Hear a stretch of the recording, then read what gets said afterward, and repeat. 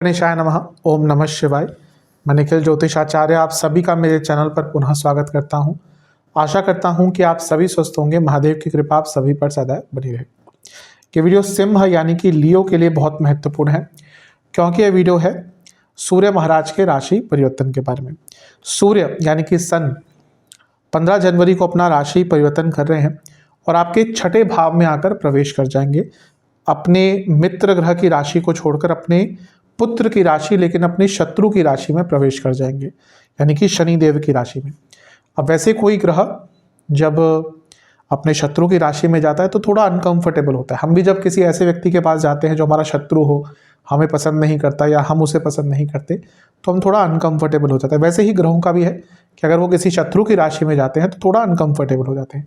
लेकिन यहाँ पर एक एक्सेप्शन है। क्यों?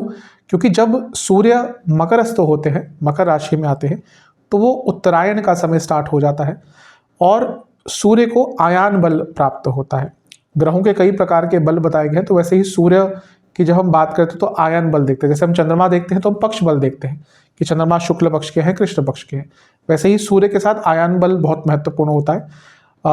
जब सूर्य उत्तरायण में आते हैं तो काफ़ी बली हो जाते हैं। इवन अभी भी आप देखेंगे कि जहाँ पे परंपरा फॉलो होती है आपके गांव में या कहीं ऐसी जगह पर जहाँ पर बहुत परंपरा फॉलो होती है, वहाँ पर अभी भी उत्तरायण में ही ज़्यादा शुभ कार्य किए जाते हैं। दक्षिणायन में जहाँ तक हो सके वहाँ पर शुभ कार्यों को अवॉइड किया जाता है। शहरों में आजकल नहीं वो चीज़ें फॉलो होती। कई लोगों को ये भी नहीं पता कि मकर संक्रांति क्यों बनती है। क्यों? क्योंकि वहाँ पर सूर्य मकरस्थ हो जाते हैं। जिस दिन सूर्य मकर में प्रवेश करते हैं उस दिन ही मकर संक्रांति होती है। तो ये सूर्य का जो प्रभाव है, ये जो सूर्य का आयान बल है, उनको और बली करेगा और जहाँ पर उनका अफेक्ट होगा आपकी कुंडली में, उस जगह से संबंध कुछ रिजल्ट अच्छे देगा और थोड़े से नेगेटिव भी देंगे।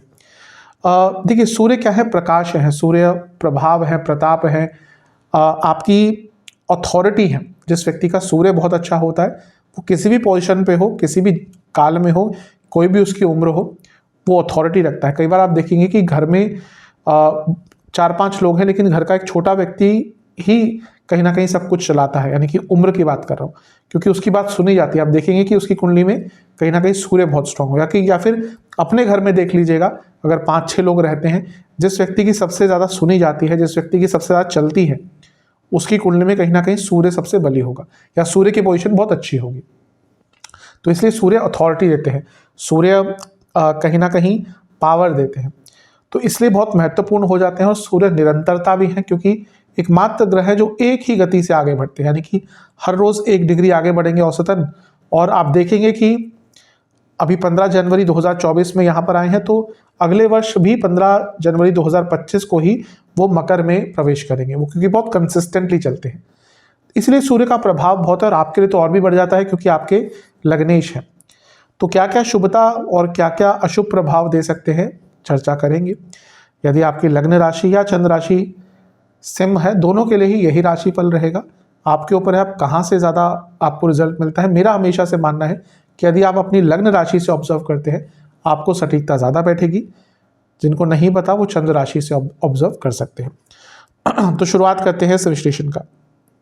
सबसे पहले सूर्य के छठे घर पे आने की बात करेंगे, छठे घर में प्रभाव की बात करेंगे। देखिए, बहुत अच्छी पोजीशन है। हर शास्त्र इस बात से सहमति रखता है कि सूर्य का छठे भाव में आना उनकी एक बहुत अच्छी पोजीशन है। सबसे पहले श्री युक्त करते हैं, ये स्पेशल शब्द लिखा है श्री युक्त, यानी कि श्री क्या है? लक्ष्मी जी। तो व्यक्ति श्री युक्त बनता है, यानी कि उसके पास पैसा आता है, पैसे कमाने की अपॉर्चुनिटीज आती हैं, रुका हुआ पैसा आता है, अटका हुआ पैसा आता है, कुछ पैसा जो एकदम ही उम्मीद खो चुके थे आपकी, अब ये पैसा नहीं आएगा, वो पैसा भी इस समय में वापस आ सकता है, क्योंकि यह अपने आप में अर्थ त्रिकोण है, यानी कि कार्य क्षेत्र में भी आपका पैसा बढ़ सकता है, नई इनकम की अपॉर्चुनिटी आ सकती है। तो श्री युक्त सूर्य के छठे भाव में आने के कारण व्यक्ति बनता है। इसके साथ ही व्यक्ति का जो शौर्य है वो बढ़ता है, व्यक्ति का प्रताप बढ़ता है, व्यक्ति का कॉन्फिडेंस बढ़ता है। ये भाव कहीं ना कहीं कंपटीशन का है, तो स्टूडेंट्स जिनका कोई कॉम्पिटिटिव एग्जाम है अच्छा करेंगे, आपका कोई इंटरव्यू है आप अच्छा करेंगे, कार्य क्षेत्र में कंपटीशन अच्छा करेंगे, कार्य क्षेत्र में कॉम्पिटिटिव रहेंगे, ये बहुत अच्छा है। जिसका सूर्य छठे घर में है उसके शत्रु नाश हो जाते हैं, यानी कि आपके जो भी शत्रु हैं, बाह्य शत्रु जो है यानी कि एक्सटर्नल एनिमीज जो है, वो आपसे डरेंगे, आप उन पर काबू पा पाएंगे, आप उन पर विजय प्राप्त कर पाएंगे। ये हर जगह पर देखिए, हर कोई कहीं ना कहीं आपका शत्रु है। आप कॉम्पिटिटिव एग्जाम दे रहे हैं लेकिन आप मिलकर अपने दोस्तों के साथ दे रहे हैं, वो कहीं ना कहीं आपके शत्रु हैं, क्योंकि हर कोई चाहता है कि वो आगे बढ़े, और वो पॉइंट नंबर जो आज की डेट में कॉम्पिटिटिव एग्जाम में आपको पीछे करते हैं, तो वो भी आपके शत्रु ही हैं। आपके ऑफिस में हर कलीग चाहता है आगे बढ़े, तो हर कोई आपका शत्रु ही है। तो उस प्रकार से अपने शत्रुओं पर विजय प्राप्त करने के लिए एक अच्छा समय है। दूसरा लीगल, ये जो स्थान है लीगल चीज़ों का है, और सूर्य सरकार के कारक है, तो कोई सरकारी कार्य, कोई लीगल कार्य अटक रहा था, वो कहीं ना कहीं यहाँ पे आगे बढ़ सकता है। तो सूर्य का छठे भाव में आना बहुत अच्छा प्रभाव देता है। कार्य क्षेत्र में स्पेशली सूर्य का छठे घर में आना व्यक्ति को आगे बढ़ाता है। क्यों? जैसे मैंने कहा, ये प्रताप का कारक है, प्रताप के कारक है, नाम के कारक है, तो आगे बढ़ने का, कुछ अच्छा करने का आपको अवसर कार्य क्षेत्र में मिल सकता है। कार्य क्षेत्र में क्यों कह रहा हूँ? क्योंकि ये 10वें से नवम भाव यानी कि त्रिकोण स्थान है 10वें का, और अर्थ त्रिकोण है, तो ये बहुत अच्छा है। दूसरा, जब सूर्य छठे घर में आते हैं तो व्यक्ति की रिकवरी होती है। किस चीज़ की? सेहत की। अब इसका मतलब ये नहीं कुछ नए रोग नहीं आएंगे, हर ग्रह अपना रोग लेके आता है, लेकिन अगर ऑलरेडी आपको कोई बीमारी थी, अगर ऑलरेडी आप किसी चीज़ से ग्रसित थे, कोई प्रॉब्लम थी, हेल्थ इशू था, उससे रिकवरी आपकी इस समय में बहुत अच्छी हो जाएगी, यानी कि रिकवरी का मौका मिलेगा। दवाई काम करना शुरू कर देगी, आप दवाई खा रहे थे काम नहीं कर रहे थे, तो यहाँ पे कुछ ना कुछ वो दवाई का अच्छा प्रभाव दिखेगा। एक चीज़ का बहुत ध्यान दीजिएगा, सेल्फ डायग्नोसिस मत कीजिएगा। सेल्फ डायग्नोसिस बहुत गलत चीज़ होती है किसी भी फील्ड में। आप अगर किसी डॉक्टर्स बिना कंसल्टेशन के कुछ दवाई यहाँ पे खाना शुरू कर देंगे तो बहुत प्रॉब्लम होगी। जहाँ पे भी प्रोफेशनल किसी चीज़ की रिक्वायरमेंट होती है वहाँ पर आपको फॉलो करना चाहिए। अपने आप करना शुरू कर देंगे यहाँ पे तो प्रॉब्लम होगी। दूसरा, अगर डॉक्टर्स ने कोई सर्जरी रेकमेंड करी थी आपको और आप डर रहे थे कि कब करूँ कब ना करूँ, तो ये अप्रोप्रिएट टाइम है। अगर आप सर्जरी आपको करवानी ही है, मतलब कि और कोई ऑप्शन है ही नहीं, अब यूजुअली तो एक लास्ट ऑप्शन होना चाहिए। अगर आपको कोई प्रॉब्लम है तो सर्जरी एकदम लास्ट ऑप्शन लेनी चाहिए, लेकिन कभी कभी क्या होता है करवानी ही पड़ती है और कोई ऑप्शन बचता ही नहीं है। तो अगर आप सर्जरी करवाना चाहते थे तो उसके लिए समय अच्छा है। हाँ, किसी से कंसल्ट, ज्योतिष आदि से जिसको आप मानते हैं, विश्वास करते हैं, अगर सर्जरी करवानी है तो एक बार उनसे कंसल्टेशन ले लीजिएगा, लेकिन अपनी सर्जरी करवाने के लिए समय अच्छा है।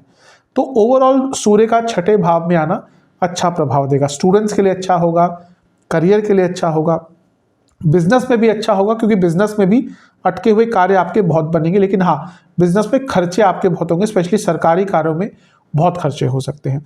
तो ओवरऑल छठे भाव में सूर्य का आना, जैसा मैंने कहा शुरू ही में कहा था कि बहुत अच्छा होता है। ये उपचय स्थान है, और मैं हमेशा उपचय स्थान को, जो कुंडली के 3, 6, 10, 11 भाव हैं, इनको बहुत महत्व देता हूं, क्योंकि यही आपके जीवन को आगे लेके जाते हैं। तो अगर जीवन रुक सा गया था, थम सा गया था, रुकी रुकी सी जिंदगी हो गई थी, तो आगे बढ़ने का यहाँ पर आपको मौका मिल सकता है। ये बहुत श्रेष्ठ है, लेकिन थोड़े से नेगेटिव इफेक्ट्स भी हो सकते हैं। क्या? एक, जब भी लग्नेश कोई भी हो वो छठे भाव में है तो फ्रस्ट्रेशन बहुत रहेगी। ये वो समय होगा आप बहुत फ्रस्ट्रेटेड फील करेंगे। एक चीज़ थोड़ी सी नेगेटिव है, वो कभी कभी सूर्य का छठे भाव में आना व्यक्ति के लिए अचानक से इंजरी के योग बना देता है, उससे थोड़ा सा ध्यान देना है। और आपको आपकी बॉडी बर्न भी हो, बॉडी में लगे कुछ ना कुछ पार्ट आपका, कुछ आपके ऊपर गिर गया, कोई गर्म पानी गिर गया, कुछ और चीज़ गिर गई, आप कुछ बना रहे हैं वहाँ पे आपको कुछ गर्म लग गया, तो यानी कि थोड़े से बर्न्स के भी यहाँ पे योग बन जाते हैं। तो उस चीज़ से आपको ध्यान देना है। अपनों से संबंध बिगड़ सकते हैं, स्पेशली अपने निकटतम, अपनी इमीडिएट फैमिली की बात नहीं कर रहा, लेकिन जैसे ताऊ जी हैं, चाचा जी हैं, बुआ आदि हैं, इनसे संबंध आपके यहाँ पर बिगड़ सकते हैं। इवन दोस्तों से भी आप यहाँ पर बात करेंगे तो आपके झगड़े बहुत हो सकते हैं, कलीग से भी ये चीज़ हो सकती है। तो ये एक नेगेटिव एस्पेक्ट है जिस पर आपको थोड़ा सा ध्यान देना है। अदरवाइज तो सूर्य का छठे घर में आना कई चीज़ों के लिए, जैसे मैंने कहा, अच्छा ही प्रभाव देता है। रोग प्रतिरोधक क्षमता बढ़ती है, कोई रोग चल रहा था उससे निकलने का अवसर मिलता है। बस जो मैंने 2-3 नेगेटिव चीज़ें कही कि सेल्फ डायग्नोसिस नहीं करना, अपने आप से कोई दवाई नहीं खानी, सर्जरी का अगर करानी है तो ये समय अच्छा है, लेकिन पहले कंसल्ट आदि कर लीजिएगा। तो अच्छा प्रभाव है, करियर में भी आगे बढ़ सकते हैं। अब बात करते हैं स्वामित्व की। जैसे मैंने कहा, आपके लग्न के ही स्वामी छठे घर में आ रहे हैं, कई अटके हुए कार्य पूर्ण हो सकते हैं। आप यकीन मानिए, अगर आप इस समय कर्म करते हैं, अगर आपका पिछले लंबे अरसे से जीवन स्टैग्नेट हो गया था, ये वो मौका है जब ईश्वर, अगर आप प्रयास करते हैं तो आपको अवश्य मौका देगा आगे बढ़ने के लिए। बस आपको प्रयास करने हैं, प्रयत्न करने हैं। हाँ, एक चीज है, मैंने कहा शत्रु का नाश होता है, लेकिन जब गोचर सूर्य का होता है तो आपके शत्रुओं की संख्या भी बढ़ना शुरू हो जाती है। तो कोशिश ये कीजिएगा कि शत्रुओं की संख्या ना बढ़े, जितने हैं उतने ही रहे, उनको हैंडल करें, अपने शत्रुओं की संख्या ना बढ़ाएं, थोड़ा डिप्लोमेटिक रहेंगे तो अच्छा रहेगा।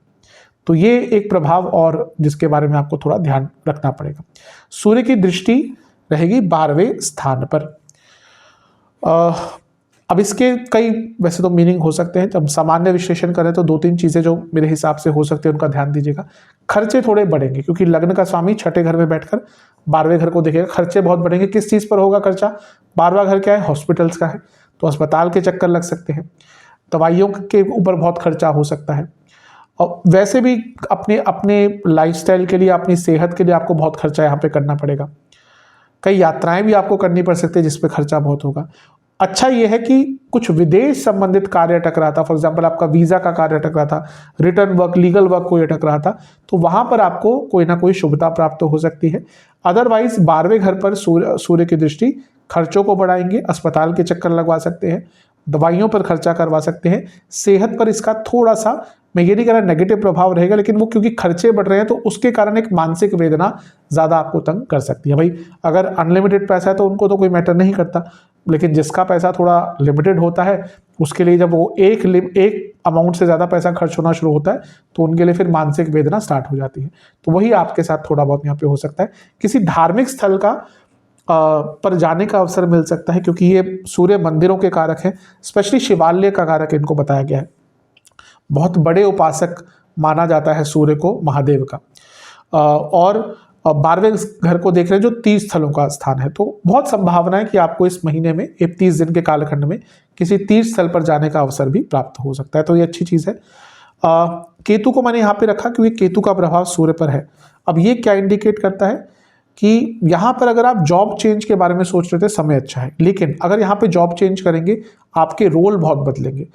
हो सकता है सेम ही फील्ड में हो, लेकिन आपका रोल बहुत बदल जाएगा। तो अगर एक नया रोल लेने के लिए तैयार है, नया चैलेंज लेने के लिए तैयार है, तो ये सबसे अप्रोप्रिएट समय है अपने करियर को एक नया डायरेक्शन देने के लिए। दोनों ही अर्थ त्रिकोण में है केतु, और यहाँ से केतु 10वें भाव को भी देख रहे हैं कि करियर में कुछ महत्वपूर्ण बदलाव अगर आपको लाना है, कुछ रिस्क लेने हैं, कुछ आगे बढ़ने के लिए अलग करना है, तो यही वो समय है जहाँ पर आपको प्रयत्न करने हैं।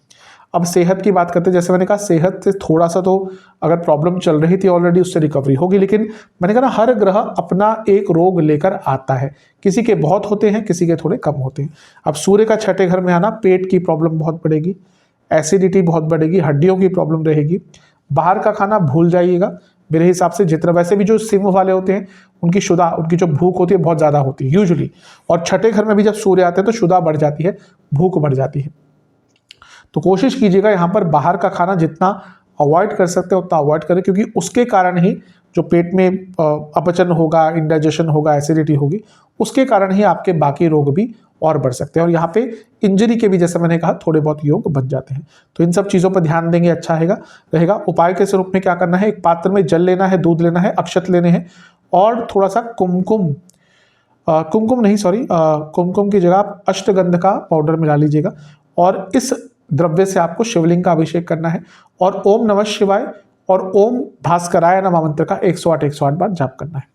आशा करता हूं कि वीडियो आपके काम आएगी। चैनल पर नए हैं, सब्सक्राइब कर लीजिए, वीडियो को लाइक कर लीजिए। मिलता हूं आप सभी से अगली वीडियो में, तब तक के लिए ओम नमः शिवाय।